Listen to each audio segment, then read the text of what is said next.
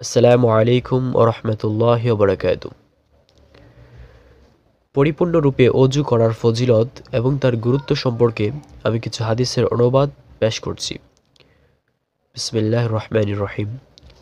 প্রখ্যাত সাহাবী আবু হুরায়রা রাদিয়াল্লাহু আনহু থেকে বর্ণিত, তিনি বলেন, নবী করিম সাল্লাল্লাহু আলাইহি ওয়াসাল্লাম বলেছেন, কিয়ামতের দিন আমার উম্মতকে আহ্বান করা হবে ওযুর উজ্জ্বল শুভ্রতার চিহ্ন দেখে। সুতরাং তোমাদের মধ্যে যে ব্যক্তি তার শুভ্রতার চিহ্ন দীর্ঘ করতে চায় সে যেন তাই করে। হাদিস নাম্বার 2, আবু হুরায়রা রাদিয়াল্লাহু আনহু থেকে বর্ণিত, তিনি বলেন, নবী করিম সাল্লাল্লাহু আলাইহি ওয়াসাল্লাম বলেছেন, কিয়ামতের দিন তোমরা হবে পরিপূর্ণভাবে ওযু করার কারণে উজ্জ্বল এবং শুভ্র আলো বিশিষ্ট। সুতরাং তোমাদের মধ্যে যার সম্ভব সে যেন তার শুভ্রতা ও উজ্জ্বলতা বাড়িয়ে নেয়। হাদিস নাম্বার 3, আলী ইবনু আবু তালিব রাদিয়াল্লাহু আনহু থেকে বর্ণিত, তিনি বলেন, নবী করিম সাল্লাল্লাহু আলাইহি ওয়াসাল্লাম বলেছেন, কষ্ট সত্ত্বেও পরিপূর্ণভাবে ওযু করলে, পায়ে হেঁটে বেশি বেশি মসজিদে গেলে এবং এক সালাতের পর অপর সালাতের জন্য অপেক্ষা করলে তার গুনাহসমূহ ধুয়ে সাফ করে দেওয়া হয়।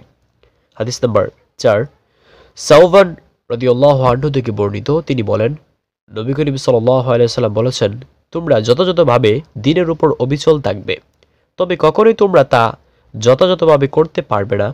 জেনে রেখো, তোমাদের সকল কাজের মধ্যে সালাত সর্বোত্তম, আর মুমিন ব্যতীত অন্য কেউ ওযুর নিয়ম হেফাজত করে না। হাদিস নাম্বার 5,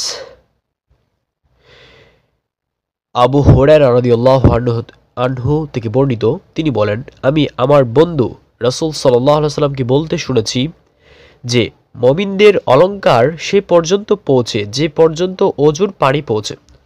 হাদিস নাম্বার 6, ইবনু মাসউদ রাদিয়াল্লাহু আনহু বলেন, নবী করিম সাল্লাল্লাহু আলাইহি ওয়াসাল্লামকে বলা হলো, হে আল্লাহর রাসূল, আপনি আপনার উম্মতের মধ্যে যাদেরকে দেখেননি তাদেরকে কিভাবে চিনবেন?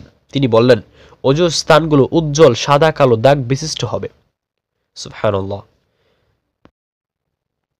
হাদিস নাম্বার 7, উসমান বিন আফফান রাদিয়াল্লাহু আনহু বলেন, নবী করিম সাল্লাল্লাহু আলাইহি ওয়াসাল্লাম বলেছেন, যে ব্যক্তি সুন্দর করে ওযু করে তার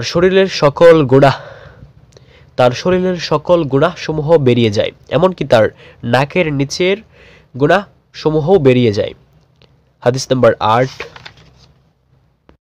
আবু আইয়ুব রাদিয়াল্লাহু আনহু থেকে বর্ণিত, তিনি বলেন, আমি আল্লাহ রাসূল সাল্লাল্লাহু আলাইহি ওয়াসাল্লামকে বলতে শুনেছি যে ব্যক্তি নির্দেশ মতো ওযু করল এবং নির্দেশ মতো সালাত আদায় করল, সে পূর্বে যে আমলই করুক না কেন তাকে ক্ষমা করে দেওয়া হবে, অর্থাৎ তার পূর্বের সকল গুনাহ ক্ষমা করে দেওয়া হবে। সুবহানাল্লাহ।